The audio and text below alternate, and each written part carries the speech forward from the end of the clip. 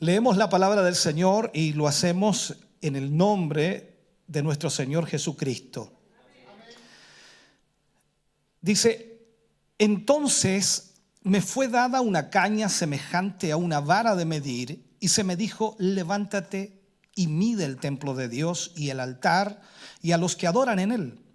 Pero el patio que está fuera del templo, déjalo aparte y no lo midas, porque ha sido entregado a los gentiles.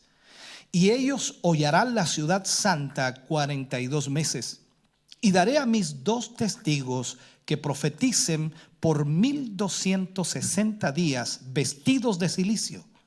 Estos testigos son los 2 olivos y los 2 candeleros que están en pie delante del Dios de la tierra. Si alguno quiere dañarlos, sale fuego de la boca de ellos y devora a sus enemigos. Y si alguno quiere hacerles daño, debe morir él de la misma manera. Estos tienen poder para cerrar el cielo a fin de que no llueva en los días de su profecía, y tienen poder sobre las aguas para convertirlas en sangre, y para herir la tierra con toda plaga cuantas veces quieran.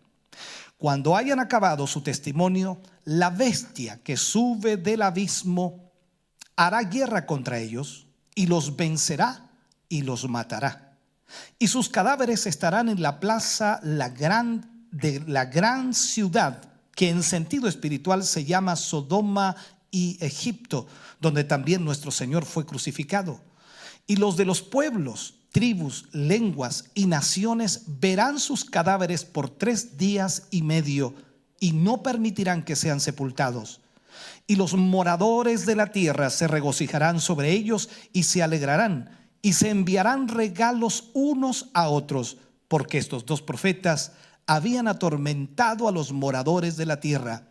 Pero después de 3 días y medio entró en ellos el espíritu de vida enviado por Dios, y se levantaron sobre sus pies, y cayó gran temor sobre los que los vieron, y oyeron una gran voz del cielo que les decía: subid acá. Y subieron al cielo en una nube, y sus enemigos los vieron.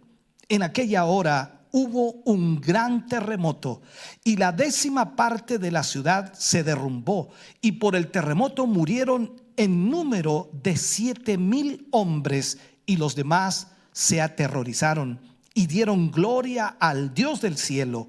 El segundo ay pasó, he aquí el tercer ay viene pronto. Padre, oramos en el nombre de Jesús. Vamos ante tu presencia, Señor, para pedir y rogar de tu guía, de tu dirección. Y que en esta noche, Señor, a través de esta palabra que podemos estudiar, conocer, entender, te pedimos, Señor, que tú te reveles y nos hables a cada uno de nosotros. Que podamos conocer, Señor, el tiempo final. Que podamos saber con claridad, Señor, lo que tu palabra nos enseña. Trata con nuestra vida y nuestro corazón, Señor. Que nuestra mente se abra para oír de tu palabra y nuestro corazón, Señor, pueda estar anhelante de ella. En el nombre de Jesús, guíanos y dirígenos hoy para tu gloria. Amén y amén, Señor. Fuerte ese aplauso de alabanza al Señor. Aleluya, gloria a Dios. Bendito Jesús. Puede sentarse, mi hermano, Dios le bendiga. Voy a rogar su máxima atención, ya que hay muchos puntos que debemos tocar y, por supuesto, si se pierde de alguno, seguramente se va a confundir. Apocalipsis capítulo 11, estamos estudiándolo del versículo 1 al 14, y tomaremos los 2 primeros versículos que allí hablan, y viendo en realidad lo que es el templo de Dios, que el templo de Dios será medido de acuerdo a la profecía que Juan nos entrega aquí.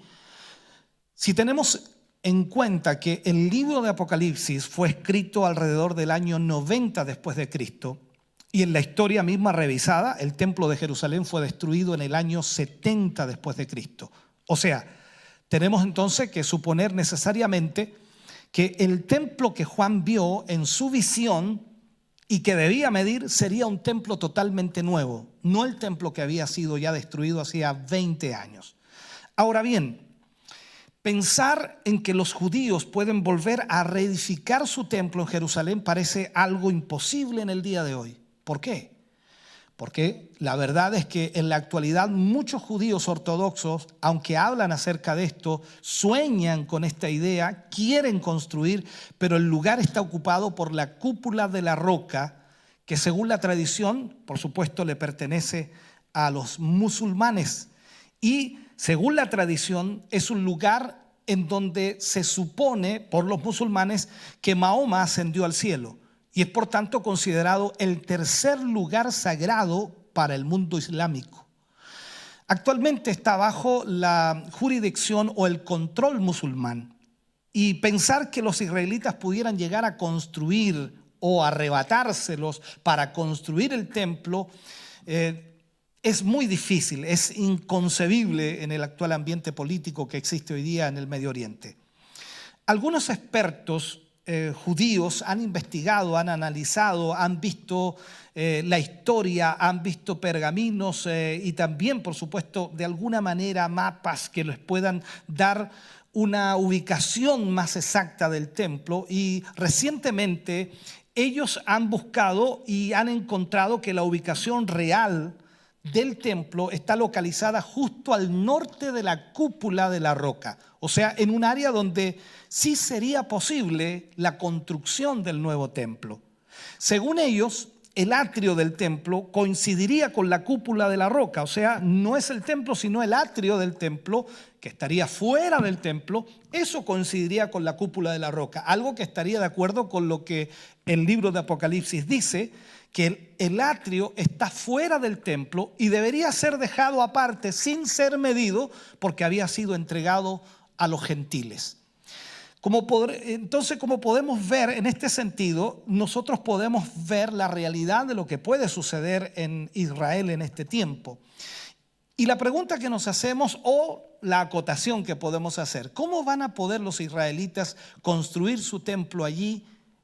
O ¿cómo ellos van a poder realizar este sueño que tienen, ¿no? Algunos sugieren que esto tendrá lugar bajo el patrocinio y también la protección del mismo anticristo. Se cree que esto será construido en los comienzos o inicio de la gran tribulación. En todo caso, este pasaje nos dice claramente que habrá un nuevo templo, o sea, nuevamente habrá un templo en Jerusalén.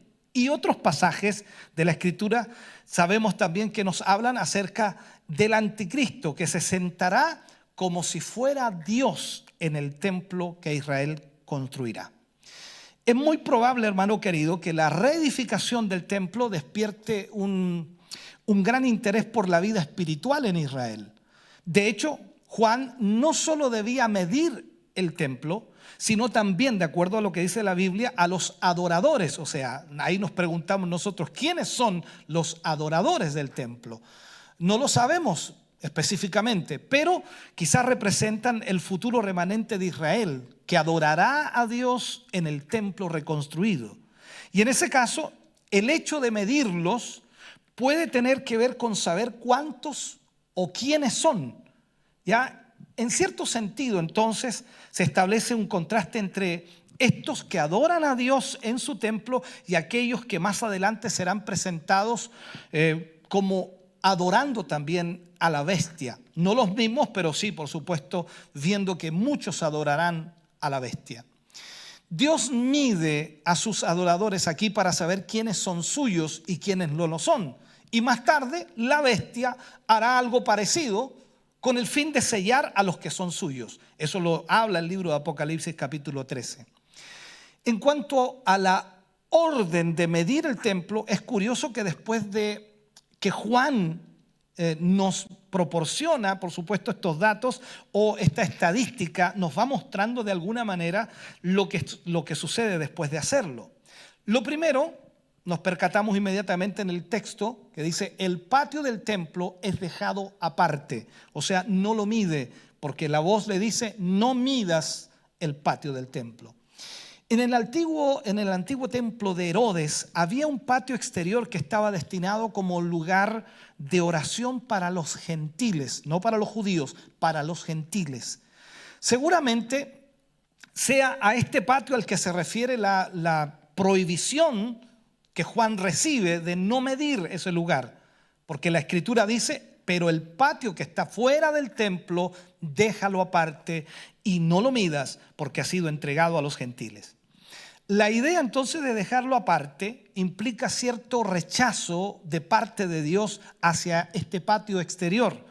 Siguiendo con la misma idea que hace, por supuesto, un momento estábamos expresando, Dios no reconocía esa parte como suya, no la reconoce como propia, sino que estaba fuera de la parte medida de lo que a Dios le interesaba. Por lo tanto, no era santa, sino era profana. Y la razón era porque había sido entregada a los gentiles, es decir, a aquellos que no eran judíos e iban a ser hollada por ellos. O sea, iban, en otras palabras, a hacer cosas que no tienen nada que ver con la voluntad de Dios en esa zona.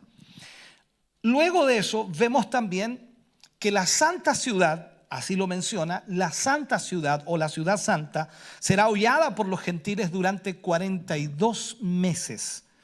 Sin duda, todos los detalles de este pasaje están relacionados con el futuro de Israel, el futuro de Israel.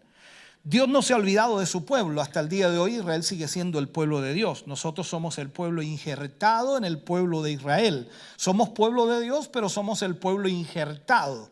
No somos el pueblo original, sino el pueblo original es el pueblo de Israel. Por lo tanto, Dios aún sigue mirando a su pueblo y sigue de esta manera relacionándose con su pueblo. Y en este caso aquí, Él no se ha olvidado de su pueblo.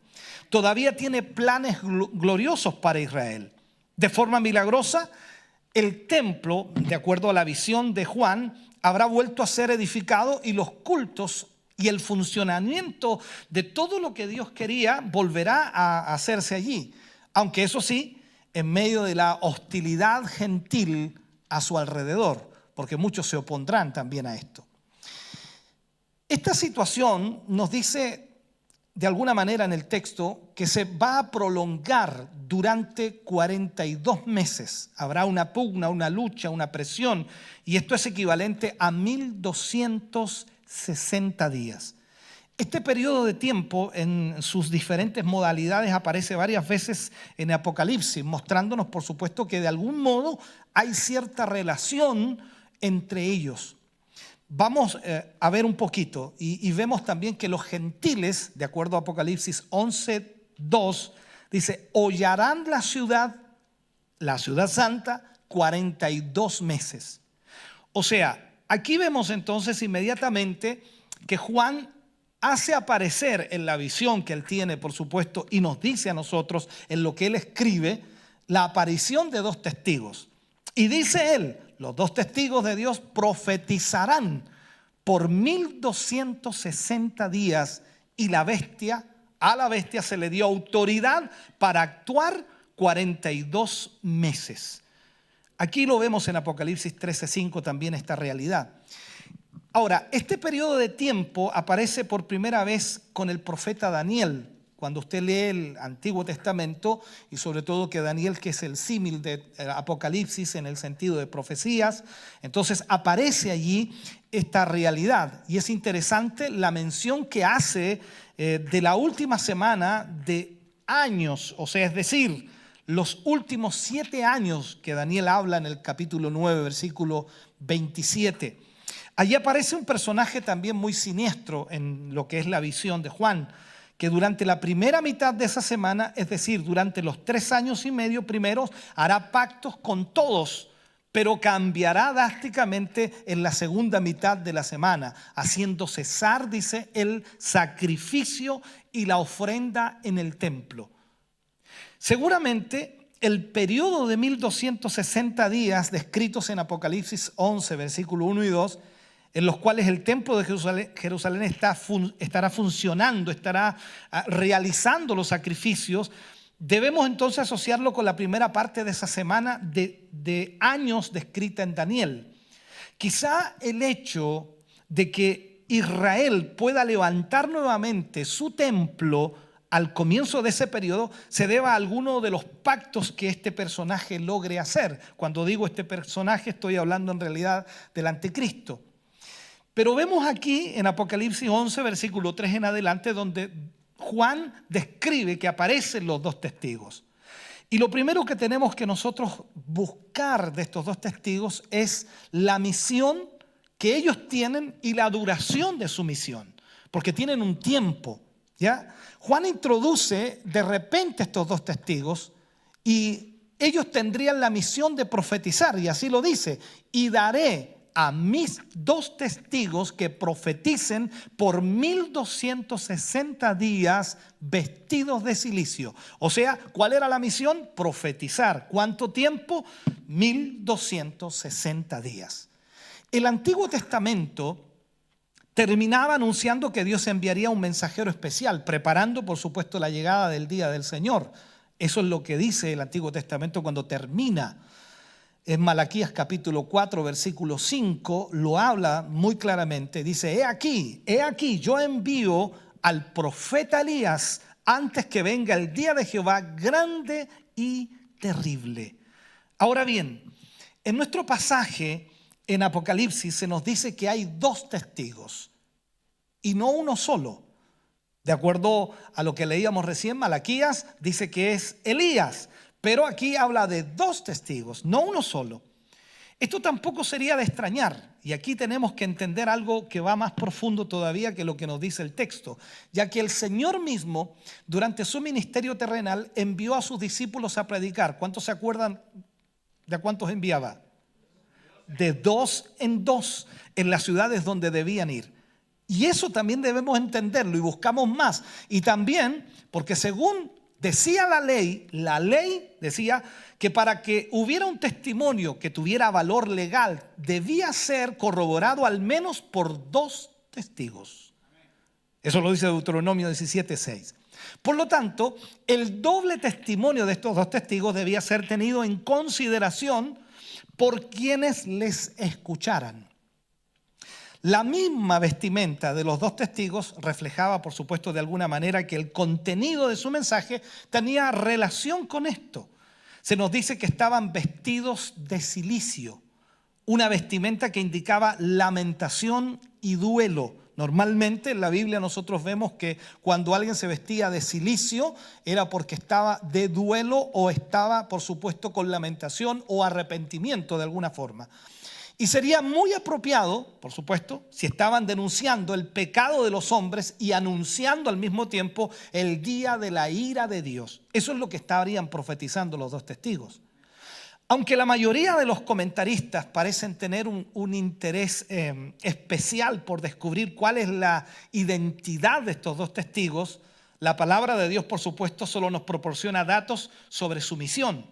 Y quizás a través de su misión podemos nosotros identificar quiénes pueden ser estos dos testigos. La Biblia no lo dice nombrándolos, sino que la misión que ellos tenían puede darnos detalles de quiénes son estos dos testigos. Por ejemplo, se nos dice que duraría 1260 días, que es equivalente a 42 meses, en los que el templo estaría en funcionamiento en Jerusalén después de su construcción, mientras, por supuesto, la santa ciudad y el patio del templo era hollada por los gentiles.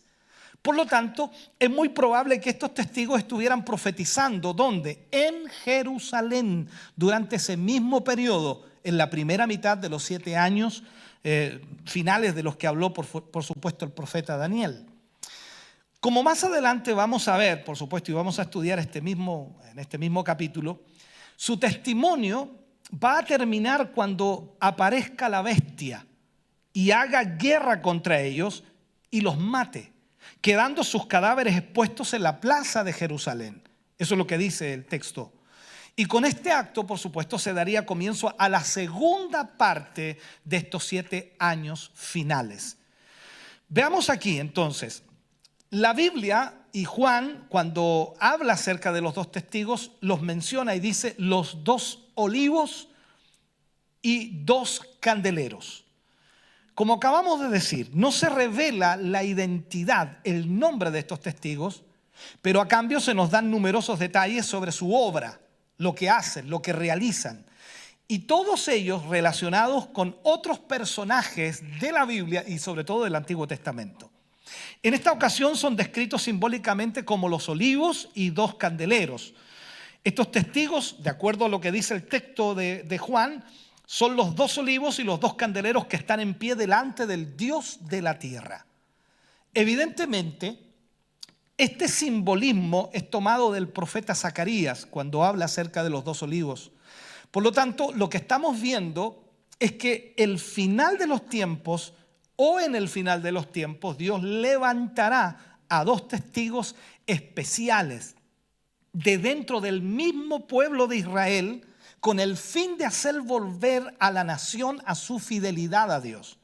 Hay muchos predicadores y muchos líderes que ministran acerca de esto y discrepan de que la gran tribulación sea para Israel. Y cuando nosotros vemos el contexto de Apocalipsis nos damos cuenta que es todo para Israel. Yo no entiendo qué leen ellos, pero vamos a dejar eso de lado. Vamos a seguir nosotros enfocándonos en el tema que tenemos. Entonces vemos ahí que son del mismo pueblo de Israel los 2 testigos para hacer volver a la nación a la fidelidad a Dios y especialmente para prepararlos para la venida de su Mesías. Porque recordemos que Israel todavía espera al Mesías. ¿Usted? No. Yo no. Yo ya tengo al Mesías.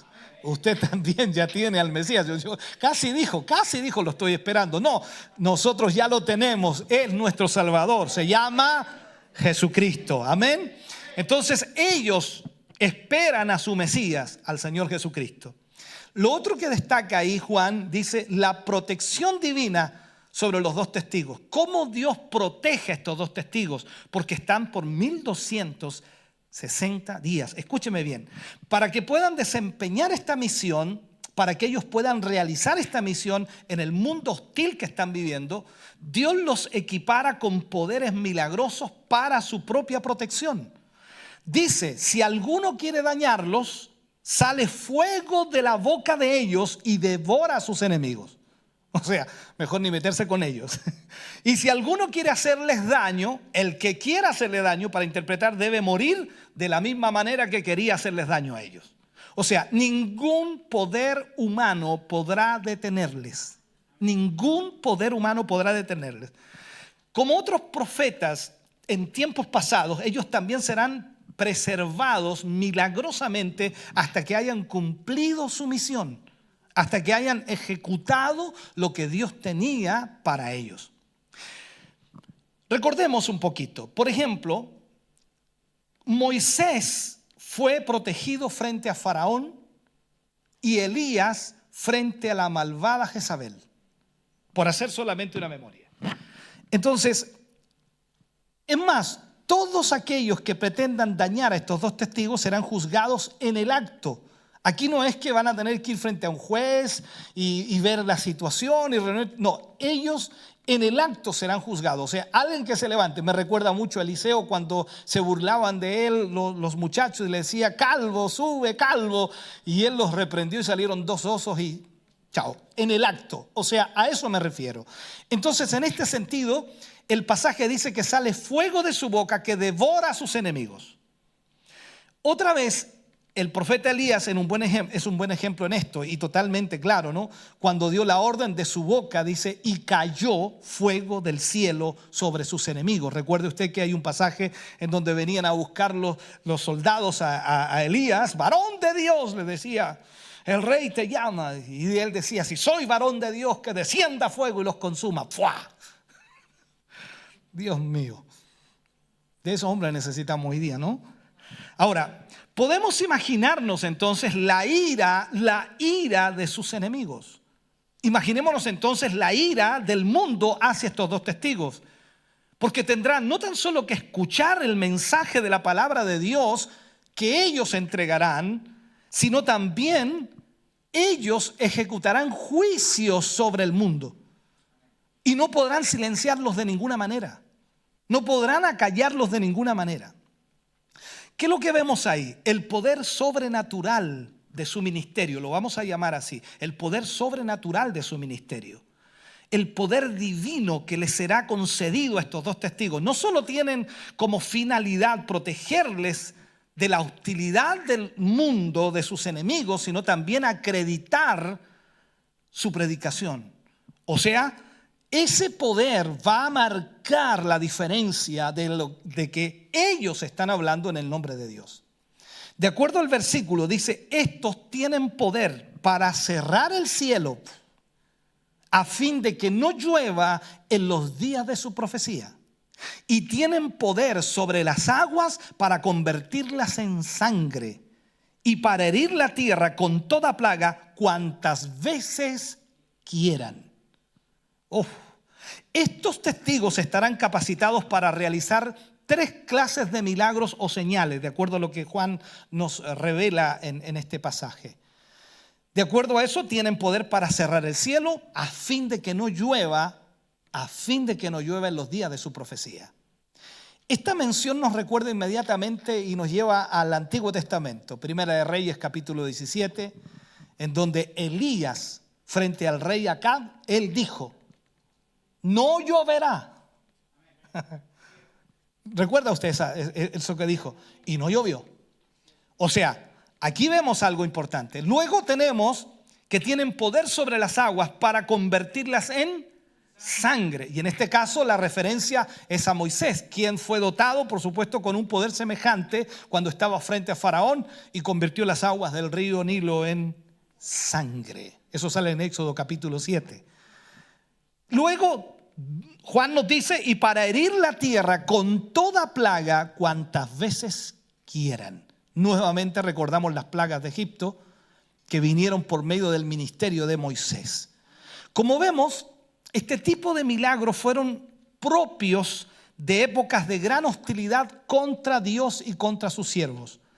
Y hemos recordado entonces el ministerio de Moisés ante Faraón en Egipto y el de Elías ante Acab y su malvada esposa llamada Jezabel. Se me había olvidado. Ahora, pero no encontramos absolutamente nada parecido en el Nuevo Testamento durante el ministerio de los apóstoles. O sea, no hay nada que nos diga que alguno de los apóstoles pueda aparecer aquí en esta gran tribulación. Solamente nos lleva al Antiguo Testamento y estos 2 personajes, Moisés y Elías.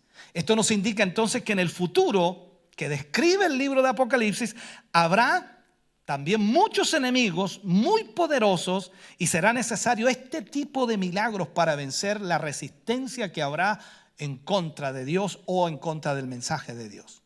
Por último, aunque el pasaje no nos revela la identidad de los 2 testigos, como hemos visto, mucho de lo que se nos dice de ellos se corresponde con lo que en el pasado hicieron Moisés y Elías. Al mismo tiempo podemos unir un montón de pasajes más que no nos dará el tiempo, pero solamente pasar así rápidamente. Moisés y Elías, que ayunaron 40 días y 40 noches tal como Jesús lo hizo. Moisés y Elías, que aparecieron en el monte de la transfiguración al lado de Jesús. Moisés y Elías, que tienen por supuesto el fuego que caía del cielo y las plagas que cayeron en Egipto. Moisés, que representa a los muertos en Cristo, y Elías, que representa a los vivos que serán arrebatados. En otras palabras, tenemos ahí mucha base bíblica para decir que ellos serán los 2 testigos. Ahora, luego Juan, en el capítulo 11, versículo 7 en adelante, habla y dice, la bestia que sube del abismo. Y aquí comienza a hablar Juan de esto. Acabamos de ver, por supuesto, la misión de los 2 testigos y que no puede ser frustrada por ningún hombre hasta, por supuesto, que hayan acabado su testimonio, hasta que hayan acabado la obra que el Señor les encomendó. Solo después de eso, la bestia que sube del abismo hará guerra contra ellos y les vencerá y les matará. Aquí debemos entender también que este es plan de Dios, propósito de Dios. No es que la bestia tiene más poder, no, simplemente es plan de Dios. Ahora, la pregunta nace inmediatamente. ¿Quién es la bestia? No piense en nadie usted. ¿Quién es la bestia? Esta es la primera referencia que tenemos de la bestia en el libro de Apocalipsis. Pero a partir de ahí, hermano querido, aparecerá con cierta frecuencia en todos los otros capítulos. Así que es oportuno que nos preguntemos quién es. El término bestia, ese término describe a un animal que es un animal de presa, semejante a un león o a una pantera, si podemos llamarlo también. Y contrasta claramente, absolutamente, con lo que es el cordero, quien, como ya sabemos, es nuestro Señor Jesucristo y lo designa Apocalipsis de esa manera. Notemos también que esta bestia sube del abismo. Por tanto, si provenía de ese lugar, la bestia tenía que estar relacionada necesariamente con las fuerzas del mal, no con las fuerzas del bien. La bestia sube del abismo, ¿para qué? Para hacer guerra contra los dos testigos y los mata. No cabe duda, hermano querido, aquí que la bestia que sube del abismo le hubiera gustado subir antes. Porque ¿cuánto tiempo tenían ahí los dos testigos? 1260 días. O sea, imagínense ustedes, la bestia quería haberlos cortado antes, pero no, todo tenía su tiempo. Y en este sentido, entonces, aunque la bestia le hubiera gustado acabar con estos dos testigos mucho antes, tenían que cumplirse los 1260 días que estuvieron profetizando sin ninguna limitación y no pudieron, absolutamente nadie pudieron detenerlo. Entonces, para la bestia y para los seguidores de la bestia tuvieron que, o tienen, o van a tener que ser, como dice alguien, resultar eternos esos 1260 días. Pero una vez más, aquí queda claro, hermano querido, que los tiempos los marca Dios. Desde su trono celestial, el Señor marca los tiempos. Y cuando ellos concluyan su testimonio, entonces sí, Dios permitirá que la bestia haga guerra contra ellos y los venza y los mate. Cuando ellos hayan concluido. Esto nos recuerda nuevamente la profecía de Daniel cuando habla del último periodo de 7 años antes de la venida del Mesías a reinar sobre este mundo. Allí la bestia es presentada como un cuerno que hace guerra contra los santos y los vencía, de acuerdo a Daniel capítulo 7, versículo 21. Entendemos entonces que con esto se termina la primera parte de esos 7 años, los 3 años y medio. La bestia, ¿qué es lo que hace en estos 3 años y medio o a la mitad? Rompe el pacto con Israel. A esto se le llama el pacto palestino, muy conocido, y hará cesar el culto del templo, llegando incluso a sentarse en el templo y exigir ser adorado como Dios. Es entonces cuando comenzará a manifestar su verdadero carácter y sus verdaderas intenciones para con el mundo. Entonces, ¿qué es lo que sucede aquí? De acuerdo a lo que nosotros vemos y lo que Juan también nos explica o nos plantea en el libro de Apocalipsis, aquí viene la exposición de su triunfo, porque se le permite vencer a los dos testigos. Solo él pudo acabar con los dos testigos. Imagínense esto, creando un asombro, creando incluso un gozo de los incrédulos, porque estaban escuchando a los dos testigos constantemente. Hoy día con la tecnología, la televisión, la internet, lo que pasa en Israel va a ser como estar ahí mismo, porque en realidad toda la televisión y las redes sociales van a estar transmitiendo todos los días lo que los dos testigos van a hacer. Por lo tanto, todo el mundo va a estar odiando a los dos testigos, y cuando él aparezca, esta bestia, y los mate, entonces todo el mundo va a estar gozoso y asombrado. Y sin duda, esta actuación le hará ganarse el aplauso, el apoyo y también la simpatía, incluso la admiración de mucha gente. Por todo esto, sumado, querrá que todo el mundo vea los cadáveres de los dos testigos. O sea, eso es la exposición de su triunfo. A eso se refiere. Y de acuerdo al versículo dice, y sus cadáveres estarán en la plaza de la grande ciudad que en sentido espiritual se llama Sodoma y Egipto, donde también nuestro Señor fue crucificado. Y los de los pueblos, tribus, lenguas y naciones verán sus cadáveres por 3 días y medio y no permitirán que sean sepultados. O sea, ante los cadáveres de los dos testigos, la bestia se exhibirá como vencedora absoluta. Y en muy poco tiempo exigirá la adoración. O sea, imaginémonos que nadie podía detener a los dos testigos por 1260 días. Y ahora aparece uno que los vence.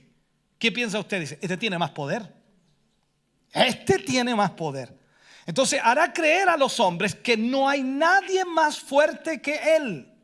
Ni tampoco hay ningún Dios ahí afuera, sino que él solamente. Así que ella o esta bestia va a exigir que le adoren, porque tiene un único y poder absoluto. A eso se refiere.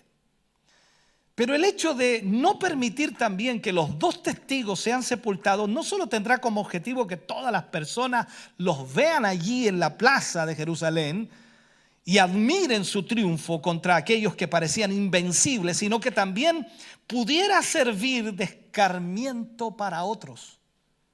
O sea, es como decir, nadie se oponga a mí. ¿Vieron lo que pude hacer con estos dos, que nadie podía derrotarlos? Ahora nadie se oponga a mí. ¿Me sigue, cierto? Es por lo tanto, hermano querido, una exposición de fuerza, pero también de mucho odio. En casi todas las culturas, cuando nosotros analizamos las culturas y en todo el mundo, es una enorme indignidad que los cuerpos queden expuestos a la vista de todos sin ser sepultados. Normalmente, en cualquier cultura, los sepultan. Y aquí, aunque estuvieran muertos, la bestia quería seguir humillándolos.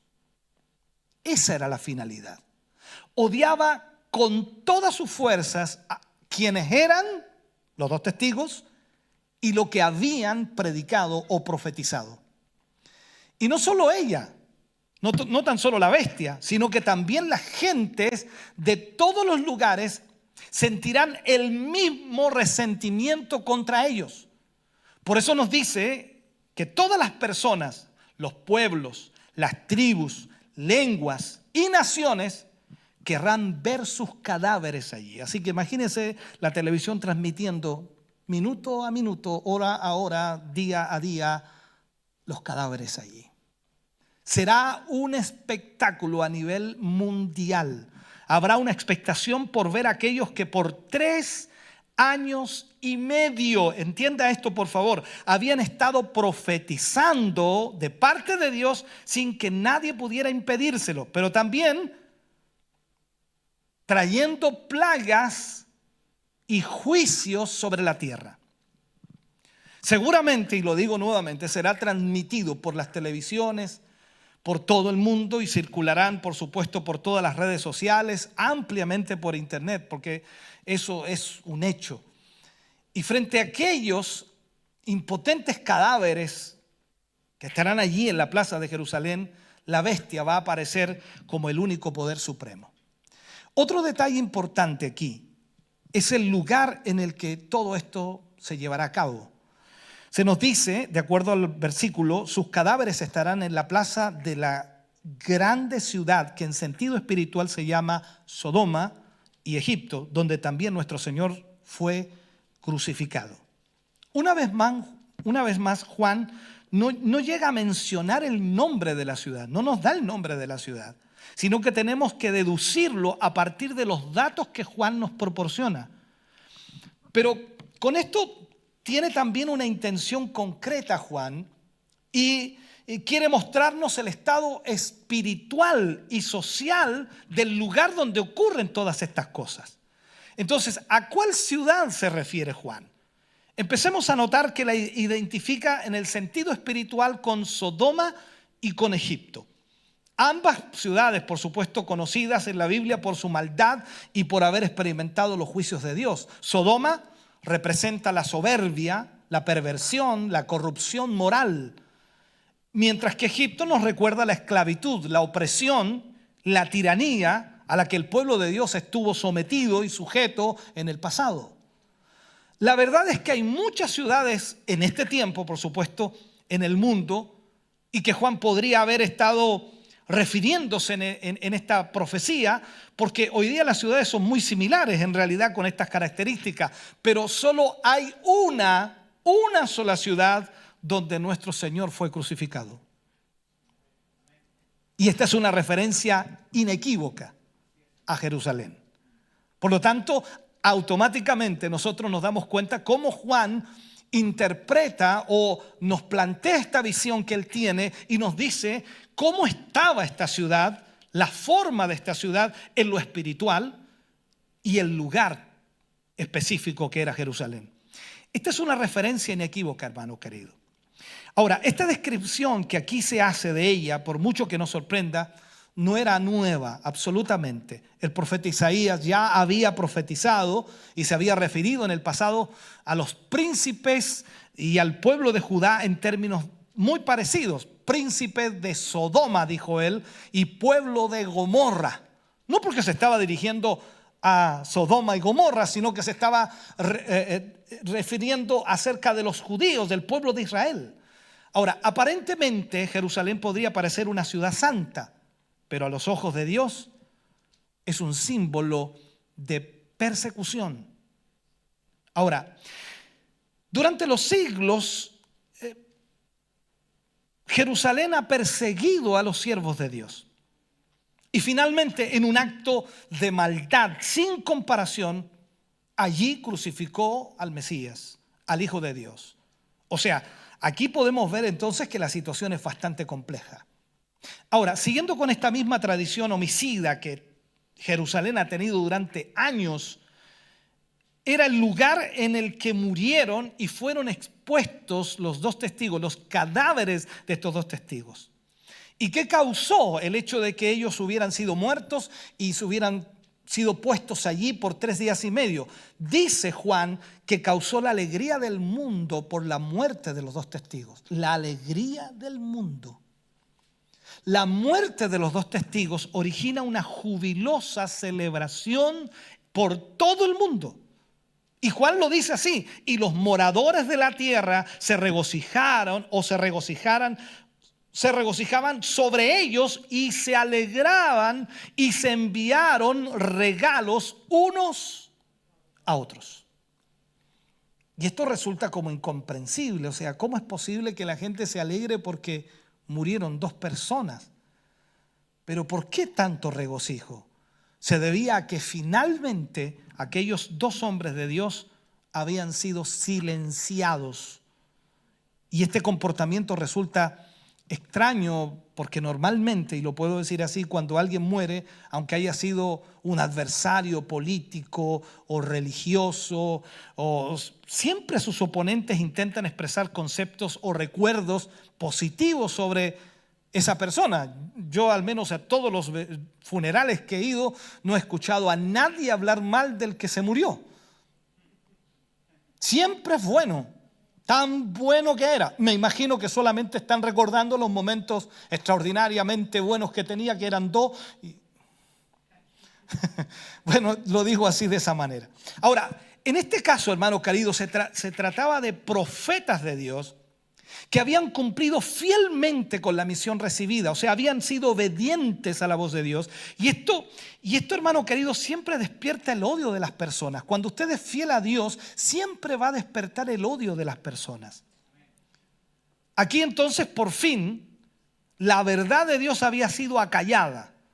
Los profetas habían sido muertos y las personas se sentían liberadas. Así lo dice el texto, porque estos 2 profetas habían atormentado a los moradores de la tierra. O sea, ellos se sintieron libres.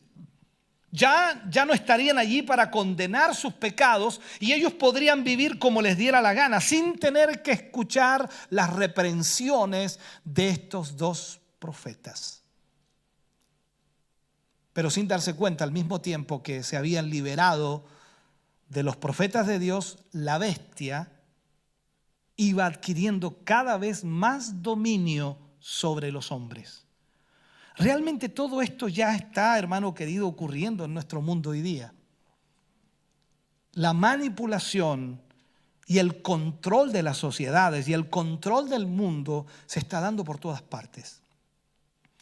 Ahora, el evangelio de amor de Dios resulta ser tormento para la humanidad.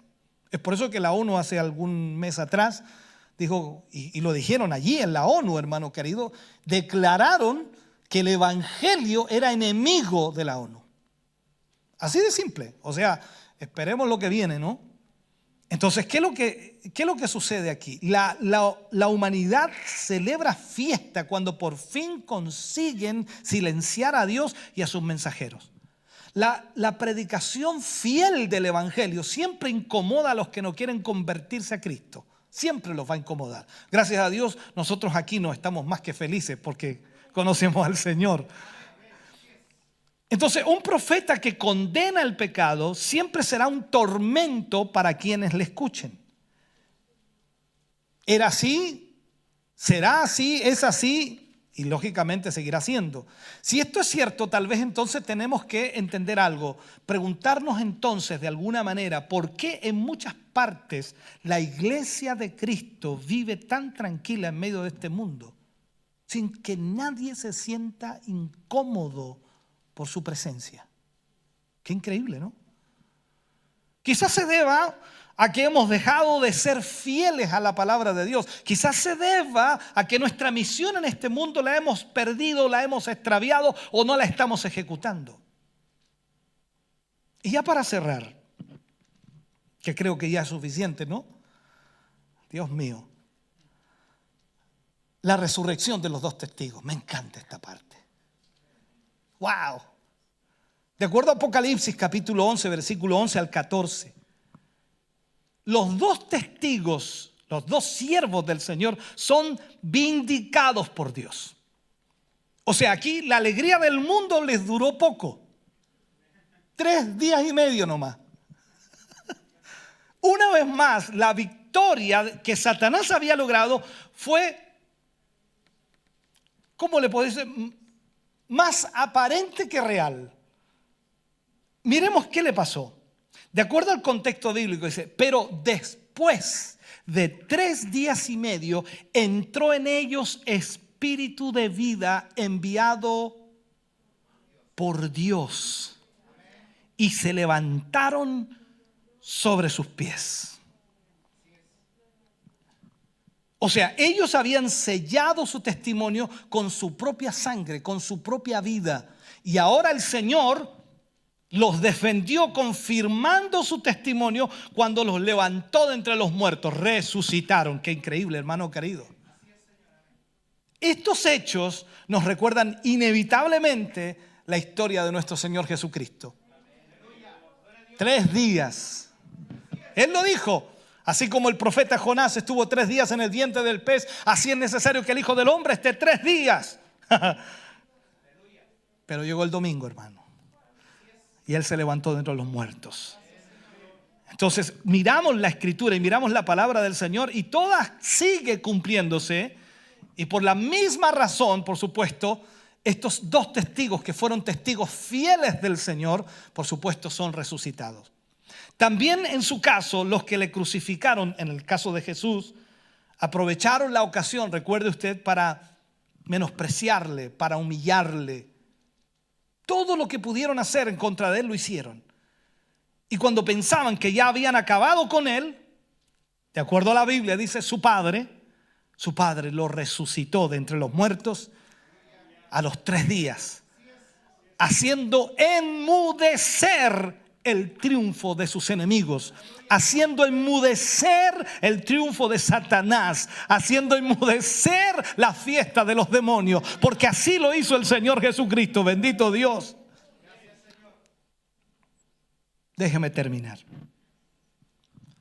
¿Qué hace aquí? El mundo recibe un nuevo testimonio por medio de estos 2 testigos. La resurrección de Cristo solo fue vista por sus discípulos, quienes más tarde, ¿qué lo que hicieron? Dieron testimonio de esta trascendental este trascendental hecho a todo el mundo. Pero hasta el día de hoy muy pocos lo creen porque cuesta, dice alguien, creer aquello. Pero en este caso, todos tendrán la ocasión de ver con terrible asombro cómo los 2 testigos que habían muerto o sido muertos van a resucitar a los 3 días y medio. Todo el mundo, la televisión, la internet, escuche, hermano querido, todo el mundo va a darse cuenta de esta resurrección y sobre todo Israel. Y luego de eso, la voz del cielo que les llama. subid acá, al hogar celestial, donde tú y yo vamos a estar ya arriba, así que no se preocupen, nosotros vamos a estar atentos cuando vengan. Allá vienen los dos testigos, allá vienen. ¿Y qué sucede? La Biblia dice, y Juan lo dice, y cayó gran temor sobre los que vieron y oyeron una gran voz del cielo que les decía, subid acá. Y subieron al cielo en una nube y sus enemigos los vieron.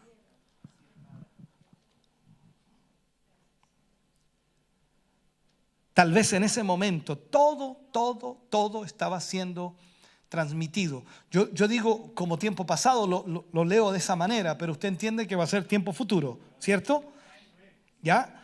Entonces, todo el mundo lo está viendo porque la transmisión, la televisión, las televisiones chismosas esas, todas esas, van a estar todas ahí por internet, todo el mundo, los celulares, todos grabando, filmando cuando vayan subiendo. Oye, va a ser impresionante, hermano querido. En todo caso, yo no quiero estar aquí para eso, yo lo veo de arriba.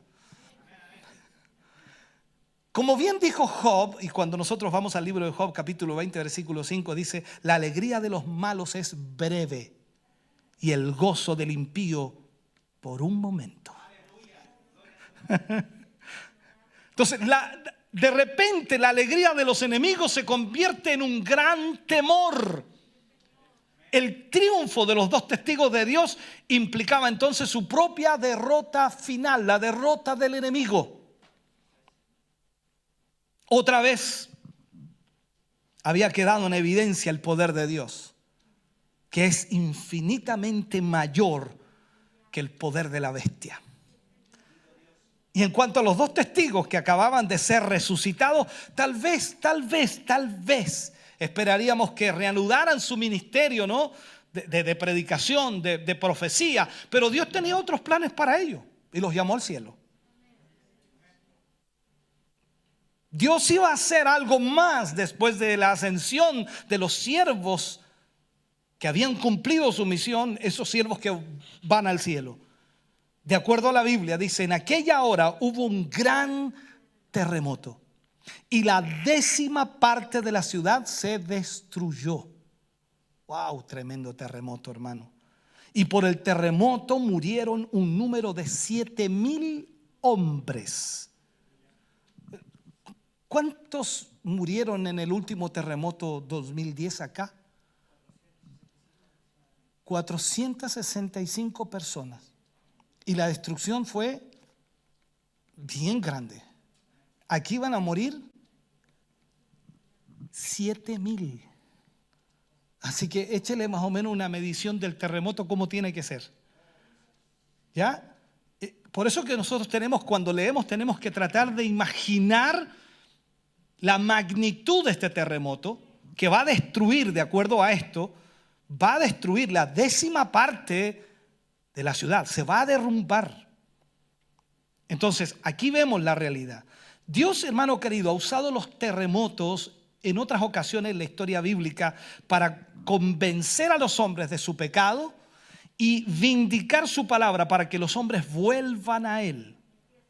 Por ejemplo, se produjo un terremoto cuando Cristo murió en la cruz. ¿Recuerda usted eso? La Biblia lo dice en Mateo 27, 54. Y también se produjo un terremoto cuando Jesús resucitó. Murió, terremoto. Resucitó, terremoto. Por otro lado, la destrucción de la 10ª parte de la ciudad y la muerte de 7,000 hombres anunciaban la indignación de Dios y también de su juicio. Lo que vemos también ahí de Juan es la respuesta de los hombres al testimonio de Dios. No había ninguna duda de que todos estos acontecimientos procedían de Dios. Y eso es lo que Dios trata de hacer en todo Apocalipsis. Mostrarle al hombre que todo lo que sucede allí es por la mano de Dios. Es el control de Dios. Entonces, ¿cuál fue la respuesta de los hombres ante ellos? Ante este terremoto, ante los dos testigos resucitados. Se nos describe en la Biblia y dice, y los demás se aterrorizaron y dieron gloria al Dios del cielo. O sea, aquellos que no habían muerto por consecuencia del terremoto sintieron un profundo terror, un miedo, y en el texto nos dice que dieron gloria al Dios del cielo. ¿Significa esto que se arrepintieron? ¿Se convirtieron en verdaderos adoradores de Dios? Esa es la pregunta que nos hacemos. Muchos nos gustaría que fuera así y que la muerte de los dos testigos pudiera servir para que finalmente, a pesar de todo, las personas llegaran a conocer a Dios. Nos encantaría. Pero cabe también la posibilidad, y en esto es importante, de que su confesión fuera superficial y pasajera. Y lo hemos visto en estos tiempos también. Mucha gente dice: yo necesito al Señor, necesito a Dios, necesito a Dios. No, tú lo que necesitas es que te arregle el problema. No, es que yo necesito a Dios. Necesitas que te sane, pero ahí está el problema. Hay mucha gente, lamentablemente, puede buscar a Dios en un momento X, pero se olvida luego de Él. Como ya hemos visto anteriormente, hermano querido, el temor de los juicios de Dios no produce en los hombres un auténtico arrepentimiento. Y eso es lo más lamentable de todo. Por lo tanto, usted y yo, cuando leemos la palabra de Dios y leemos el libro de Apocalipsis, debemos entender lo que la palabra nos enseña y estudiarla con claridad. Entender que no es un libro velado para nosotros y que no se puede estudiar. Es un libro que tiene todo claro, y aún más, todo lo que necesite de ese libro está en la misma palabra de Dios. Por lo tanto, es maravilloso cuando estudiamos de Él. Ahora, todo lo que hemos mencionado y lo que va a ocurrir en esta tierra será, por supuesto, en la gran tribulación. Usted y yo ya no estaremos aquí. Si somos fieles, si servimos a Dios con todo nuestro corazón, ya no estaremos aquí. Póngase de pie, por favor, en esta hora. Aleluya. Bendito sea el nombre del Señor. Padre, oramos en el nombre de Jesús. Vamos ante su presencia en esta noche. Hemos ministrado su palabra, Señor, y cada uno de sus hijos aquí ha oído y ha escuchado, Señor, esta profecía que entregaste a Juan. Hoy para nosotros, Señor, sin duda nos da la claridad de lo que va a ocurrir en ese tiempo. Y al leerlo, Señor, nosotros nos apercibimos. Nosotros nos preparamos. No para pasar ese momento, sino nos preparamos para que tú nos lleves. Para escapar de la ira venidera, para escapar, Señor, de lo que vendrá a esta tierra. Señor, gracias por tu palabra, gracias por ministrarnos, gracias por hablarnos, Señor, y gracias por revelarnos tu palabra. Te agradecemos en esta noche, Señor, por la atención de cada uno de nuestros hermanos. Te agradecemos por tu Espíritu Santo moviéndose en medio nuestro en esta noche. Te agradecemos, Señor, porque tú nos has bendecido una vez más a través de esta palabra.